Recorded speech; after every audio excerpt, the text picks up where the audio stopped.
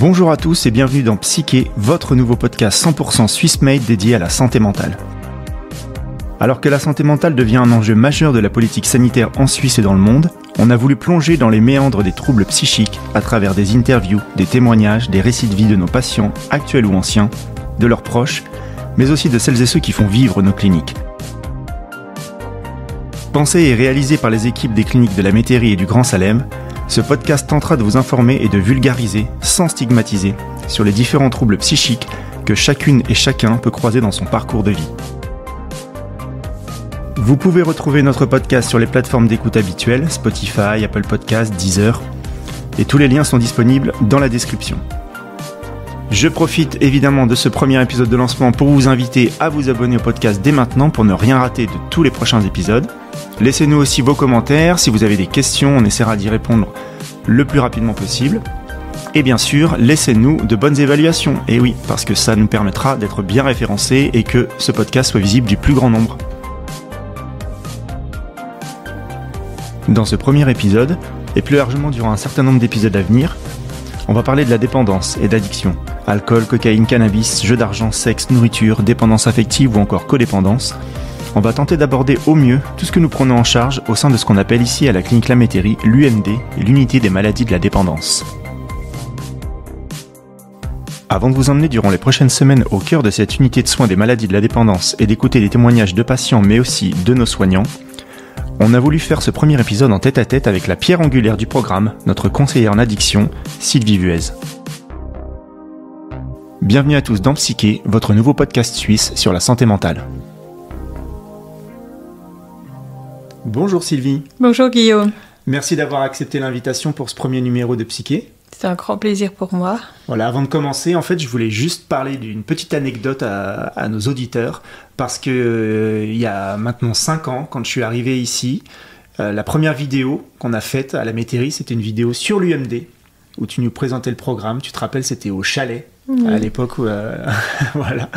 Et aujourd'hui, en fait, on lance ce podcast, et puis quand il a fallu choisir un ou une invitée, j'ai tout de suite pensé à toi. Donc voilà, on se retrouve 5 ans plus tard. Bon, on se croise tous les jours, mais voilà, 5 ans plus tard, on se retrouve encore pour une nouvelle aventure. Donc merci à toi d'être un peu la marraine de ce podcast. C'est un honneur pour moi. Merci beaucoup Guillaume. J'apprécie d'être la marraine de cette aventure. C'est vraiment un plaisir. Merci à toi. Pour ce premier épisode, tu vas nous parler un petit peu de qui tu es. Voilà, tu es la responsable de l'UMD à la Métairie, l'unité des maladies de la dépendance.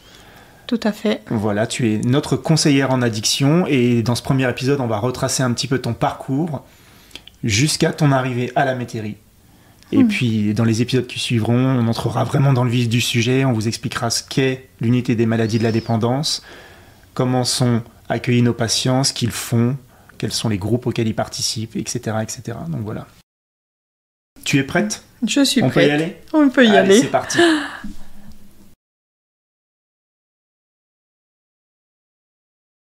Alors Sylvie, allons-y. Est-ce que pour commencer, tu pourrais déjà te présenter en quelques mots, même si j'ai déjà dit que tu étais notre conseillère en addiction, voilà, de nous dire, bon, je ne sais pas si c'est tabou, mais quel âge tu as, depuis combien de temps tu travailles à la Métairie, et puis ensuite enchaîner un petit peu, nous dire d'où tu viens.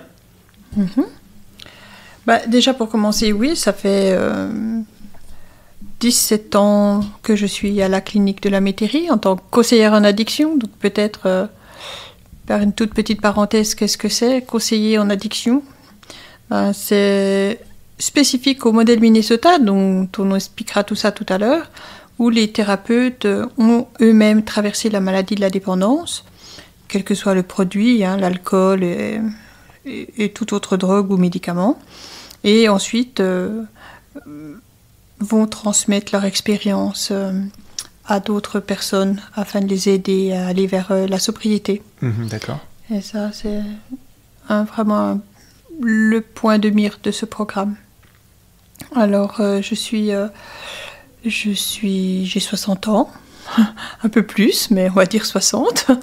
Et puis, je suis une malade dépendante en rétablissement. Donc, j'ai bientôt 26 ans d'abstinence de tout produit modifiant le comportement, donc tous les produits psychotropes, alcool, drogue, médicaments, absolument tout en fait, rien qui puisse modifier mon comportement. et ravie de pouvoir passer mon expérience aux patients. Tu me demandais d'où je viens. Oui. Ben, je viens d'une petite région perdue en Franche-Comté, où j'ai été élevée par des parents dépendants, tous les deux. Donc mon père était alcoolique, un alcoolique très avancé, puisqu'il est mort lui-même à 49 ans hein, de son alcoolisme. Il était aussi diabétique, donc ça fait un très mauvais mélange. Hein. Ma mère était aussi pharmacodépendante à un niveau très très avancé. Donc voilà, la vie n'était pas très simple, avec 2 personnes dans la maladie active. Et puis j'avais un frère de 4 ans de plus que moi, qui lui aussi est décédé de dépendance affective. C'est-à-dire qu'à 25 ans, quand lui avait 25 ans, sa femme l'a quitté pour un autre homme, et le soir même, il s'est pendu. Donc ça, c'est une des premières conséquences de la dépendance affective. Et plus tard, ma mère est morte à peine 60 ans, entre 60, d'une overdose de médicaments. Donc, ils sont tous morts de la dépendance, en fait. Merci Sylvie pour ce petit résumé. Est-ce que, en rentrant un peu plus dans les détails, tu pourrais nous expliquer comment tu as grandi dans cette famille et comment tu étais, toi, comme enfant, avec 2 parents dépendants et un grand frère dépendant? Alors, comment j'ai grandi? J'ai grandi.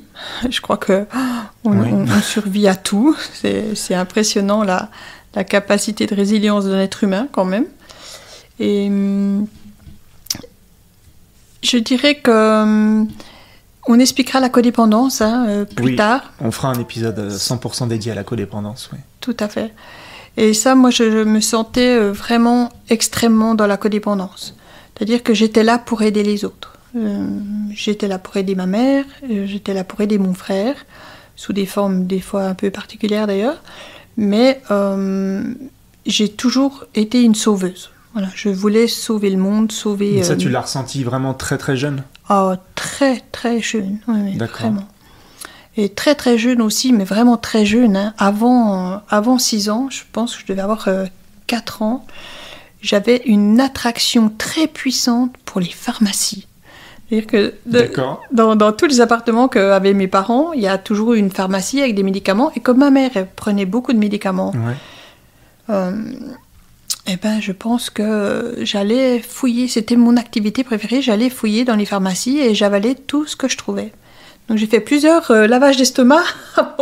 En étant enfant, oui. En étant enfant, oui. Et je trouvais ça très amusant, en fait, pas le lavage d'estomac, mais, pas trop drôle. Mais de fouiller dans ces... D'accord. D'ailleurs, quand je rentre dans une pharmacie aujourd'hui, je suis encore fascinée. Hein. J'ai l'impression de rentrer dans... de médicaments. T'as l'impression de rentrer dans un magasin de jouets, un peu? Oui, complètement. C'est ma confiserie, quoi. D'accord. Donc, ça me fait sourire aujourd'hui, parce qu'évidemment que je n'ai plus d'envie de consommer tout ça, mais je vois que cette attraction est présente, quoi. Donc, moi, j'étais une enfant extrêmement sensible, extrêmement introvertie, donc je parlais extrêmement peu. Comme tu peux le voir, ça a beaucoup changé. Oui, t'as bien changé depuis. Oui, c'est ça. Des gens n'arrivent pas à le croire. Hein. Et je pense que jusqu'à que j'ai arrêté de boire, je parlais extrêmement peu, voire vraiment pas du tout. C'était très, très rare. Et donc, j'étais une enfant très introvertie, très passionnée, qui allait vraiment... Qui ne faisait que ce qu'elle aimait, c'est-à-dire j'étais passionnée de lecture, j'ai appris à lire très tôt. D'accord. En fait, si j'aimais, j'étais hyper douée. Par contre, quand j'aimais pas, il fallait rien me demander, j'y arrivais pas, quoi. Mais quand je commençais quelque chose, je ne pouvais pas m'arrêter. Donc, quand je lisais, je pouvais lire toute la nuit. Et puis, ne rien dormir, par exemple. Déjà, j'avais ce comportement compulsif et obsessionnel. Bien sûr que ma plus grande obsession était de sauver ma mère de mon père, donc je surveillais tous les allées et venues, surtout la nuit. J'étais un peu son garde du corps. Et ça, c'était un peu, on va dire, ma principale dépendance était de protéger les gens que j'aime. D'accord, mais quand tu dis que tu surveillais ta maman la nuit, qu'est-ce que tu pourrais nous raconter? Tu racontes ce que tu veux, mais juste peut-être pour donner aux gens. Je pense que les personnes qui vivent avec des personnes dépendantes ont vécu peut-être ce genre de choses, mais je me rappelle très bien de très jeune, quand vous prenez des somnifères, ça peut déclencher des faims compulsive. Donc ma mère se réveillait dans la nuit en ayant extrêmement faim. Et pour pas qu'elle aille dans le couloir, parce que nous, très tôt, quand mon père rentrait du boulot, on était tous enfermés à clé dans nos chambres jusqu'au lendemain, en fait. On sortait pas parce qu'on était vraiment en réel danger. D'accord. Et pour pas que ma mère sorte dans le couloir et passe devant la chambre de mon père, qui évidemment buvait toute la nuit et ne dormait pas, je dormais à côté d'elle ou par terre pour qu'elle me réveille si elle se levait. D'accord. Et je lui interdisais de bouger. Et c'est toi qui descendais pour chercher à manger? Alors, je n'avais pas à descendre, mais je la fermais à clé et puis et j'allais faire à manger. Ouais. J'ai fait ça des années. Bon, voilà, une vie un peu de folie. Et donc, tu grandis dans cet environnement-là, toujours dans cet aspect de protection, de protéger ta maman? Oui. Ton frère? Aussi, en quelque sorte. Bon, il est parti plus tôt parce qu'il avait 4 ans de plus. Hein. Mais j'étais comme ça. J'ai toujours été toute ma vie comme ça, à vouloir sauver les gens, surprotéger les gens. C'est pas pour rien que j'en ai fait mon métier. Oui. Mais avant maintenant, je me soigne pas au travers des gens, je me soigne et ensuite je soigne les gens. Ce qui est une très grande différence. On va voir, ça évite beaucoup les burn-out. De d'abord se soigner soi avant de se soigner au travers des autres, ça c'est pas mon éthique en tout cas. D'accord. Voilà, j'étais ce genre d'enfant qui avait besoin de l'attention des autres, mais qui vivait vraiment dans des fantasmes. Je vivais une vie par procuration. J'avais une imagination débordante et je vivais dans cette imagination. Voilà, je m'endormais en imaginant des trucs, je vivais en imaginant que j'avais été adoptée, que mes parents étaient des gens très riches aux États-Unis, qu'ils allaient venir me chercher. Pour finir, je finissais presque par croire à mes fantasmes, parce que ma vie ne me satisfaisait pas et que je vivais une autre vie par l'imaginaire, vraiment. Mais est-ce que tu arrivais à t'échapper aussi tu sortais t'amuser comme les enfants de ton âge, ou quand tu dis que tu étais très introverti, c'était vraiment à la maison, dans ce cercle familial, où tu avais des copines ou des copains comme les jeunes gens de 8, 10, 12 ans, t'arrivais à sociabiliser comme ça, ou c'était vraiment seul Alors j'avais par classe une amie, parce qu'il faut savoir que moi, en tant que personne dépendante, je ne savais pas m'intégrer à un groupe. Je ne sais pas fonctionner dans un groupe avant mon rétablissement. Donc j'étais incapable d'être avec plusieurs personnes et ça me demandait trop d'énergie. Je ne savais pas comment interagir avec les gens. Donc j'avais une amie avec qui je fusionnais. C'est pas un hasard. Chacune de ces amies étaient toutes des dépendantes. Hein. Donc on fusionnait et j'en avais qu'une. J'étais déjà une personnalité très possessive, c'est-à-dire que j'étais très possessive avec ma mère, très fusionnelle avec elle. Et si une copine lui parlait trop longtemps, je ne parlais plus à la copine. Moi, je n'avais pas de conception de ce genre de choses. C'est-à-dire que si j'avais une copine, c'était ma copine, c'était la copine de personne d'autre. Donc j'étais extrêmement exclusive, j'en ai énormément souffert. Je pense que la jalousie est la chose dont j'ai le plus souffert dans ma vie, plus que de la dépendance, je pense. Et je pense qu'il y a eu le plus de conséquences dans ma vie. Parce que ça fait que certaines de tes amies, en fait, ont ressenti cette jalousie de ta part, et ça a fait briser des amitiés ou des choses comme ça, ou... Non, pas du tout. Parce qu'elles étaient... C'était toi, vraiment, ça te faisait mal à toi, cette jalousie? Oui, c'était une grande souffrance. Non, les conséquences, elles ont été sur mes petits chéris après. D'accord. Les pauvres, mon Dieu. Oh là là. Et l'antagonisme de la dépendance, c'est que on se permet de faire des choses qu'on ne permet pas aux autres. Donc moi, j'avais bien le droit de flirter avec d'autres personnes et de faire des sourires charmeurs à tout le monde, mais lui pas. Voilà. D'accord. Et tu leur faisais bien comprendre. Je pense que plus clair que ça, c'est pas possible. Donc ça, j'en ai beaucoup souffert. Mes petits amis en ont beaucoup souffert. Bon, j'ai eu beaucoup d'hommes dans ma vie, mais j'en ai aimé que 2. Donc, en fait, j'ai été jalouse que des 2 que j'aimais, quoi. Donc, tous les autres m'étaient complètement égales. Donc, il n'y a pas eu de jalousie. Mais les 2 seuls hommes que j'ai aimés dans ma vie, ils ont subi, oui. Donc, voilà. Parce que, en fait, tout se manifeste comme ça par la peur du manque, en fait. La peur de perdre, ce qui anesthésie, enfin, qui fait qu'on se sent... C'est comme si, à l'intérieur de soi, il y a un immense vide. Et puis, quand tu fusionnes avec quelqu'un, tout d'un coup, tu te sens... T'as plus peur. Tu te sens apaisé, tu te sens normal, tu te sens comblé, tu te sens aimé, en fait. Et en fait, tu es dépendant de l'effet que l'autre te fait. Donc, immédiatement, dès que tu tiens à quelqu'un, la peur du manque et la peur de le perdre va venir instaurer des comportements absolument antagonistes avec le fait de garder cette relation. En fait, la dépendance, c'est qu'on crée perpétuellement les choses dont on a le plus peur par nos comportements. Qu'on est absolument conscient que ce qu'on fait est catastrophique, on n'est pas stupide, on sait bien qu'on ne fait pas des scènes comme ça, et qu'en plus que ce qu'on dit n'a pas de sens, mais c'est une pulsion irrépressible, c'est impossible de s'en empêcher. Donc en fait, on est tout le temps nos pires ennemis à créer les choses dont on a vraiment peur, c'est-à-dire de finir seul, d'être rejeté, que les gens vous évitent, etc., etc. Donc, Et puis depuis toute petite, moi je fantasmais sur mes professeurs en étant sûre qu'ils étaient amoureux de moi. D'accord. Et il n'y a que dans cette matière-là que je travaillais, par exemple. Okay. Mais il fallait vraiment, j'ai vécu ma vie par procuration parce que j'avais aucune estime de moi, j'avais un immense vide existentiel au fond de moi qui fait que survivre dépendait du regard de l'autre, dépendait d'être aimé en fait ou pas. C'est même une question de vie ou de mort. Je veux dire, c'est le pire esclavage de la terre, c'est l'enfer sur terre. Que ta propre vie dépend que l'autre t'aime ou pas. Ta valeur est complètement remise en question si quelqu'un te fait une réflexion, ne t'accepte pas, d'avoir immédiatement envie de mourir en fait. Mais vraiment quoi. Et ça toute sa vie, sans comprendre pourquoi on est comme ça. Parce que moi, depuis toute petite, je voyais bien que j'étais différente des autres gens. D'accord. Je voyais bien que mes copines jouaient entre elles. Moi, j'étais pas capable de faire ça. Je savais pas comment faire.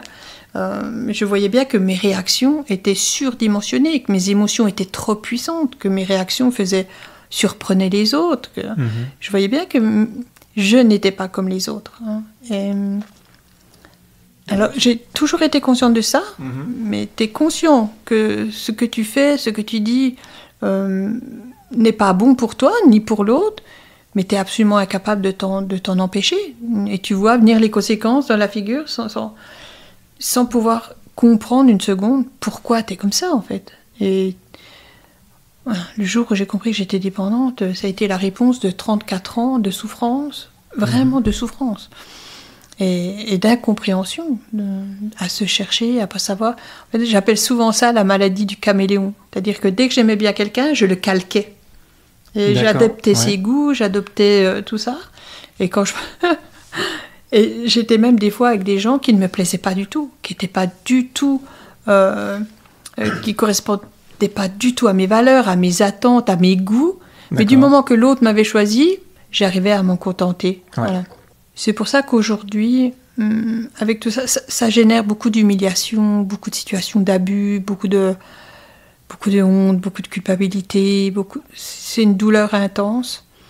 Et aujourd'hui, ma valeur au-dessus de tout, parce que j'ai beaucoup de valeurs que j'essaie de respecter, dont la liberté, moi, c'est une grande valeur. Mais avant ça, c'est ma dignité. Je veux dire, je peux perdre n'importe qui si je ne me sens pas respectée. Je ne supporte plus. Mon niveau de tolérance à ça, il est mort, quoi. Il est mort, oui. c'est plus possible. Je pense que dans cette maladie, il y a une énorme honte qui se construit depuis l'enfance. Le simple fait d'être différent en tant qu'enfant et de le savoir, de le sentir, puis les gens vous le font remarquer des fois.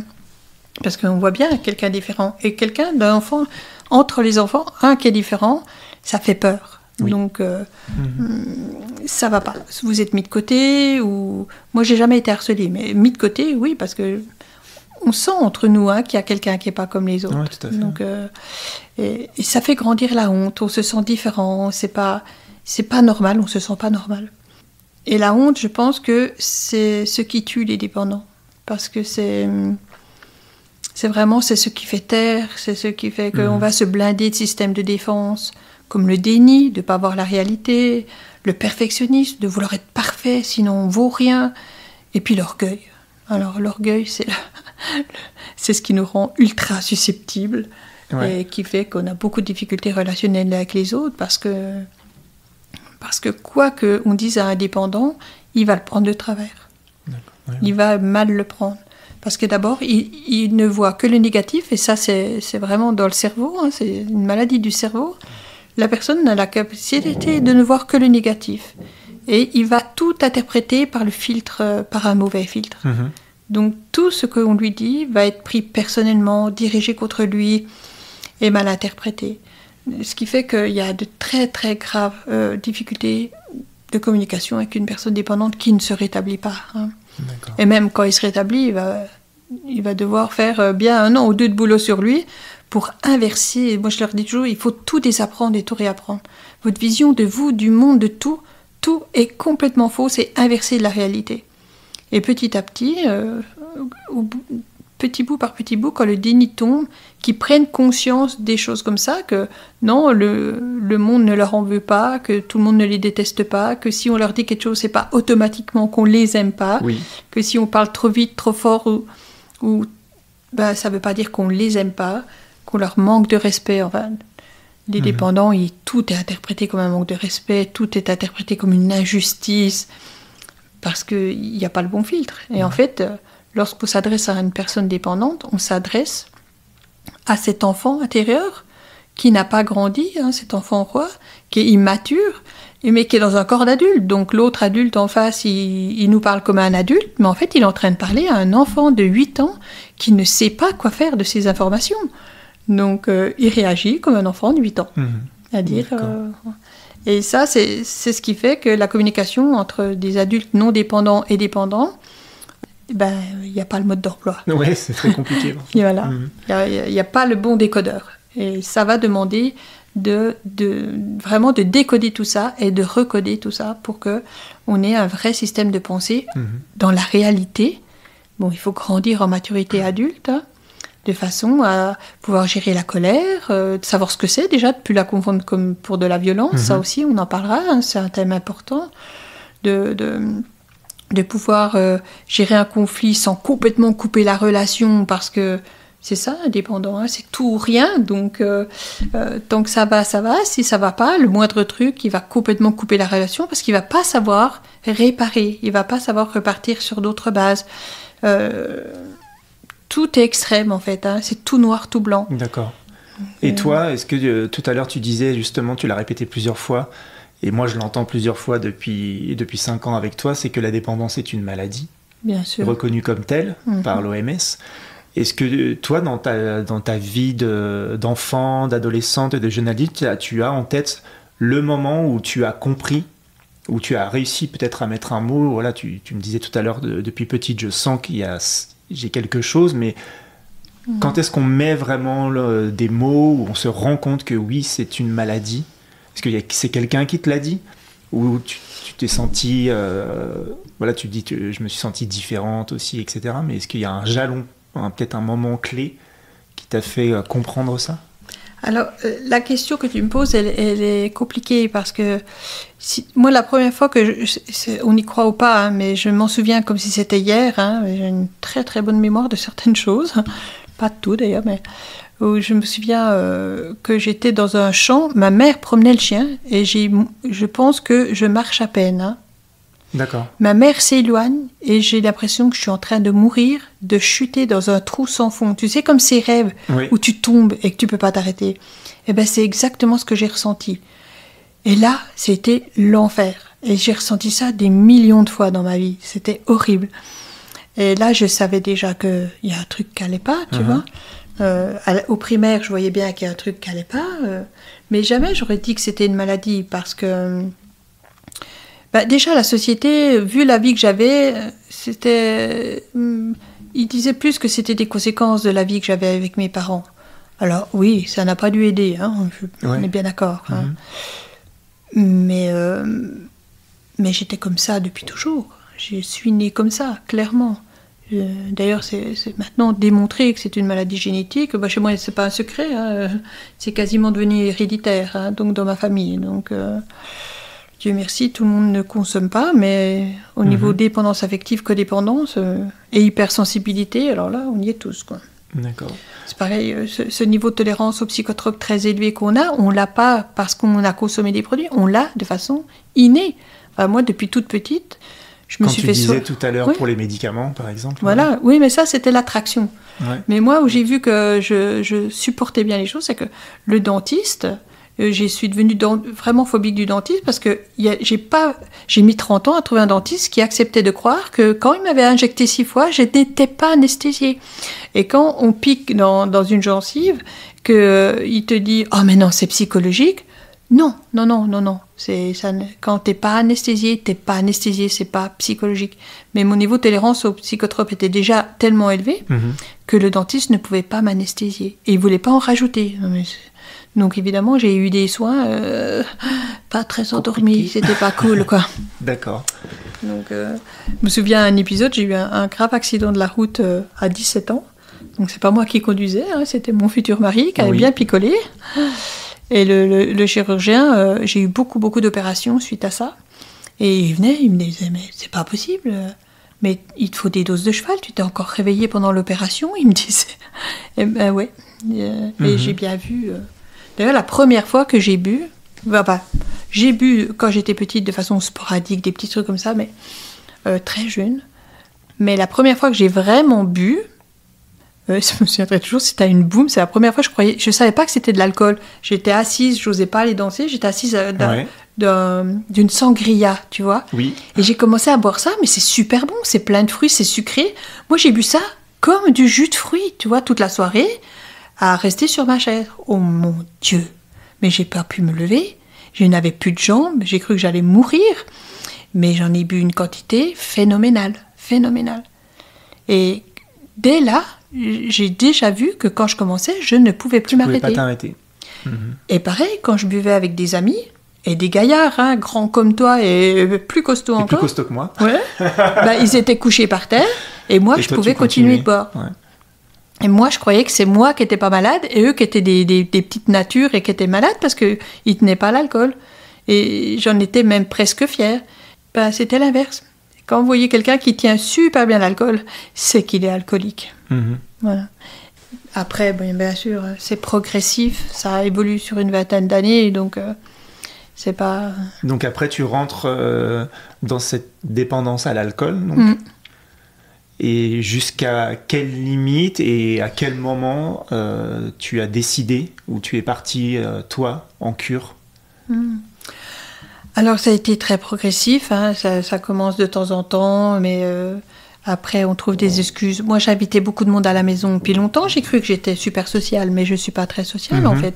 En fait, c'était toutes des excuses pour manger et puis boire. Parce que, bien sûr, que comme ça, on peut... Donc, j'invitais beaucoup. D'accord, ouais. Et puis, je me suis mise à boire de plus en plus souvent. Donc, je ne te fais pas le discours, le week-end commence le jeudi, commence le mercredi, toute la semaine c'est le week-end, tu vois. Donc au début tu bois toute la semaine mais que le soir, tu as une excuse, ou que le midi. Ouais. Moi j'avais un mari qui buvait beaucoup. Je crois pas qu'il était alcoolique, même s'il est quand même mort d'un cancer du foie, du poumon, mais non, du poumon, métastasé au foie. Mais donc lui très jeune il buvait beaucoup et moi je buvais pas. Donc il y avait de l'alcool à la maison, il y avait du vin, et puis s'il y en avait pas, il était pas content le monsieur, donc... il y en avait. Puis un jour, je me suis dit, tiens, je vais boire aussi, toi. Ouais. Puis ça a été de temps en temps, puis de plus en plus. Puis un matin, je me suis réveillée, j'ai commencé à boire, quoi. Je pouvais même plus boire mon café. J'attendais qu'il parte, ou je mettais de l'alcool dans le café, parce que j'étais tellement en manque que c'était plus possible de faire autrement. Et ça, c'est horrible. Et comme les cellules se transforment, plus tu avances dans la maladie, moins tu peux boire de quantité. Et c'est pour ça que tu bois des alcools de plus en plus forts, parce que tu peux plus boire en quantité, mais tu es en manque, donc il te faut des doses très fortes. Tu buvais du vin, et ensuite, ou tu sais quoi, quel type d'alcool tu consommais? Je buvais plus que ce qui était un peu les alcools de femmes, Porto, Martini, des machins comme ça, Porto blanc. Et puis à la fin, je buvais tu sais, de l'alcool de campagne, la goutte à 70 degrés, quoi. Et du rhum. Le rhum. Du rhum à 70 degrés, très, très, très fort. D'accord. Donc, et je buvais en très petite quantité, mais tout le temps. Ouais. Et à la fin, je chutais. Et quand j'ai commencé à voir que je ne pouvais plus, et ça se transforme en 24 heures, hein, la veille, je pouvais boire, on va dire, une bouteille, mais je ne buvais pas en grande quantité parce que j'ai toujours eu un tout petit estomac, mais et le lendemain, j'ai bu un verre et je suis tombée. Mais dans le coma, quoi. Je n'arrivais plus à boire et j'étais en manque tout le temps, c'était l'enfer. D'accord. L'enfer. Et là, tu te fais pipi dessus, tu te laves plus, tu manges plus, tu sors plus de chez toi, tu restes en pyjama, t'as les volets fermés tout le temps. C'est l'enfer. Tu veux juste mourir, en fait. J'ai plein de fois essayé de me tuer parce que je voulais que cette souffrance horrible s'arrête. Ce n'est pas un choix d'être comme ça. C'est ça que je veux dire. Si vos proches sont comme ça, ce n'est pas un choix. Il faut bien que les gens comprennent que c'est une maladie. C'est une maladie horrible et la première victime, c'est nous. Enfin, je veux dire, on se voit dans un miroir, c'est l'enfer, c'est horrible. C'est une vraie souffrance. Personne ne fait le choix de faire ça. C'est pas possible. Enfin, si quelqu'un le croit, il faut qu'il arrête. Parce que c'est tellement dur, tellement dur. Et si seulement on demande que ça, de pouvoir arrêter. Arrêter, ouais. Et on ment parce qu'on a honte, et on cache parce qu'on a honte, et on manipule parce qu'on est en manque. Et je sais pas, quelqu'un qui n'a pas ressenti ce syndrome de manque, la puissance de ce besoin irrépressible qui était une question de vie ou de mort. Tu dis, si t'en as pas, tu vas mourir. Mais c'est horrible. C'est indescriptible. Il faut le vivre pour comprendre à quel point c'est irrépressible. Et ça passe avant tes enfants, avant l'amour de ta femme, de ton mari, de tes enfants, de ton boulot. Plus rien ne compte. C'est pas que tu les aimes pas, bien au contraire. Oui. C'est pas que tu aimerais pas faire autrement. Et souvent les proches disent, ouais, si tu m'aimais, mais mon Dieu, mais je t'aime, mais je suis malade et c'est plus fort que moi. C'est comme si tu disais à quelqu'un, si tu m'aimais, t'arrêterais de tousser, quoi. Ou t'arrêterais d'être diabétique. Parce que franchement, ça me casse les pieds. S'il y arrive, chapeau, quoi. Nous, on n'y arrive pas non plus, quoi. Donc, mais je comprends que c'est très difficile, parce que si t'es diabétique, tu fais pas des scènes, des crises, tu casses pas tout. Quand t'es alcoolique, oui. Puis après, j'ai mélangé les benzos, parce que j'ai rencontré un gentil petit médecin qui connaissait pas l'alcoolisme et qui savait pas la soigner. Et il me l'a dit, d'ailleurs, il m'a donné des Xanax. Ça, c'est la pire drogue au monde. La pire drogue au monde. Parce qu'au début, t'as les mêmes effets que l'alcool, mais sans les conséquences. Tu vois, tu perds pas la maîtrise. Et puis pour finir, j'en mangeais une boîte par jour, quoi. Donc là, il y a des conséquences. Et puis comme c'est pas assez, tu rebois dessus. D'accord, donc le mélange des deux. Ouais, ça. T'as même pas besoin de mélanger pour que ce soit terrible. Hein. Mais c'est ça que je veux faire comprendre, c'est que on ne fait pas exprès. C'est une vraie maladie. On aimerait tellement pouvoir faire autrement. Hein. Pour finir un peu, est-ce que tu peux juste me et nous raconter ton arrivée dans cet établissement qui a un peu changé ta vie, entre guillemets, puisque moi je la connais, la suite de l'histoire. Mais donc tu vas dans cet établissement pour faire une cure. Alors, oui, déjà j'ai arrêté de consommer pendant 2 ans, c'est-à-dire je me suis mariée abstinente. Oui. C'était l'enfer sur Terre. Voilà, mais bref. Et puis...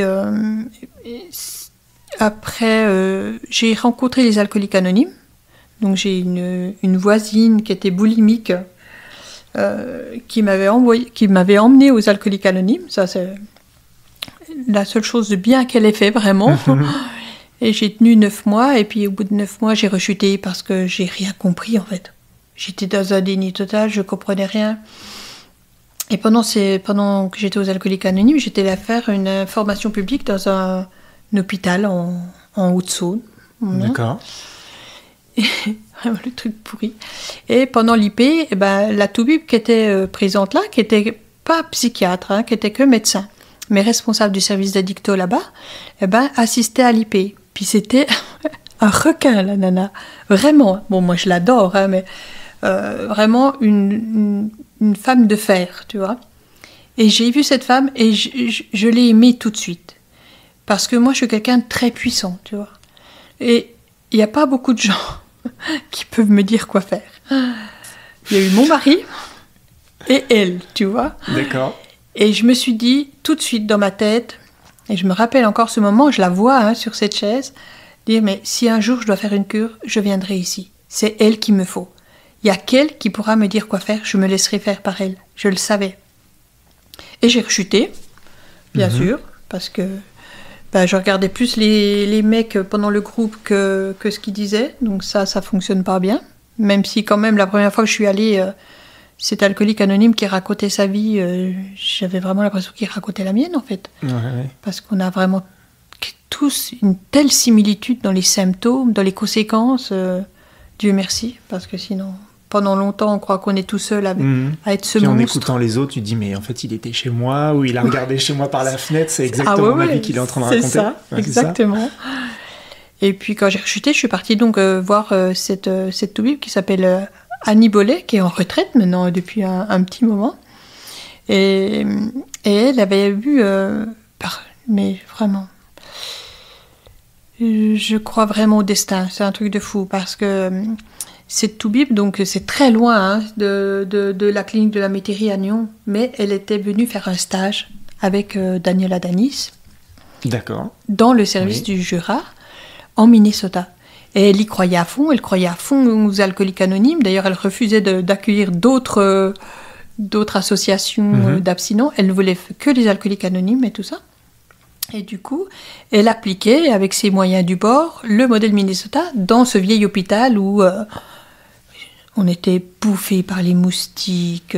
C'est un vieil hôpital. On pouvait encore fumer à l'époque. On avait une salle où on fumait, on buvait du café toute la journée. Et on chassait les chauves-souris la nuit. Il y avait des chauves-souris qui se baladaient dans les couloirs la nuit. Mais on a piqué des fous rires. On aurait pu tourner un film là-bas. Mais tu sais, quand tu y penses, mais c'est inoubliable. Qu'est-ce que j'ai rigolé, quoi. Enfin, j'ai aussi beaucoup pleuré, mais j'ai l'impression d'être née ce jour-là, tu vois. Et chaque fois que j'en parle, ça m'émeut beaucoup. Ouais. Chaque fois que j'en parle, j'ai envie de pleurer. Parce donc, cette médecin te dit qu'elle est venue à la Métairie. Oui, alors... Qu'elle a fait ce stage. C'est ça. Et elle t'en parle, donc. Donc, je fais 1 semaine, 2 semaines. La 3e semaine, elle me convoque. Elle me dit, Sylvie, j'ai réfléchi... Vous êtes faite pour être thérapeute, vous voulez pas devenir thérapeute. Moi, j'étais femme au foyer depuis 11 ans. Hein, j'ai élevé mes 6 gosses, enfin surtout les 5 derniers, parce que mon aîné était déjà parti, parce que je l'ai eu très tôt. et je me suis envolée, parce que moi, je me sentais capable de rien. Donc, c'était magique. Donc, je suis sortie de son bureau en volant au-dessus du sol, tu vois. En ayant déjà une idée très fixe, parce qu'elle m'a dit, oui, il y a un centre en France où vous pouvez travailler pour eux 1 an et puis ils vous forment en même temps.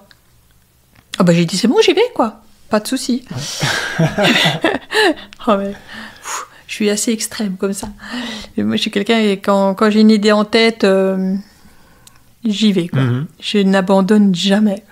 Et je pense que quelques jours plus tard, mais ils ne se sont pas, et ça, elle m'en a parlé après, hein, ils ne s'étaient pas du tout concertés. Le sophrologue Yvan Choumilov, donc pourquoi je me souviens de ces noms-là, je ne sais pas. Mais c'est parce que je suis incapable de me rappeler de ça, mais eux, je m'en souviens parce que c'est les 2 qui m'ont mis au monde, tu vois. Bien sûr, j'étais un peu amoureuse de lui, c'est normal. De toute façon, j'étais un peu amoureuse de tout le monde à l'époque, tu vois. Et il me dit, mais Sylvie, il faut que tu fasses thérapeute. Parce que moi, déjà, j'avais une capacité d'introspection, de remise en question, je questionnais tout, j'étais passionnée. J'ai découvert que d'arrêter de boire, c'était pas juste arrêter de boire, qu'on n'était pas des déchets, qu'on était des gens passionnants, qui avaient une force de vie de dingue, qui avaient toute une découverte de soi à faire. C'était fascinant, quoi. Vraiment fascinant. Et il m'a proposé la même chose. Et là, moi, j'ai dit, on peut pas penser deux fois la même chose. C'est un signe, quoi.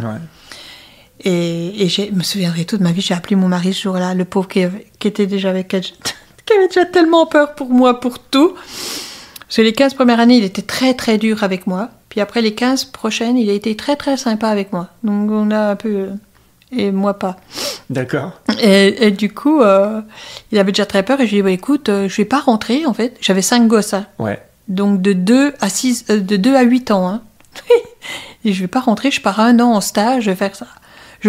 J'espère qu'il était assis, hein, parce qu'il a paniqué. Et je ne voulais pas le voir quand j'ai fait cette cure. De base, c'était 3 semaines, je suis restée 5 semaines, je voulais pas partir. Ouais. Et je voulais pas qu'ils viennent, j'avais pas voulu voir mes enfants non plus, j'avais trop honte. J'étais sûre qu'ils avaient rien vu. Non mais, t'es à la maison, tu picoles toute la journée et t'es sûre que l'autre voit pas. Mon Dieu. Mais c'était trop douloureux pour moi, à l'époque, d'imaginer que j'avais fait vivre la même chose à mes enfants que ce que j'avais fait, que ce que j'avais vécu moi. Avec tes parents, ouais. Bon, moi, j'ai pas quand même fait ce que mon père a fait. Hein. Donc là, tu te retrouves à partir en formation. Alors, pas du tout. Tu n'y es pas allé, en fait. J'ai jamais mis les pieds dans ce truc. D'accord, donc on t'a proposé, tu t'es enchantée, mais finalement, tu l'as pas fait. Non, mais ça, j'étais enchantée, mais je suis pas allée à Paris, en fait, parce que j'adorais mes enfants, et je me suis dit, ils vont quand même te manquer, quoi. Donc non, je suis rentrée chez moi. T'es rentrée chez toi. Et puis, une semaine après, j'avais déjà téléphoné à Daniela Danis à la métairie, et une semaine après ma sortie de cure, je venais à la métairie. Et depuis ce jour, je ne suis plus jamais repartie de la métairie. D'accord. Ah. Super. Ça a été mon plus grand amour, quoi. Ouais. Oh, c'est beau.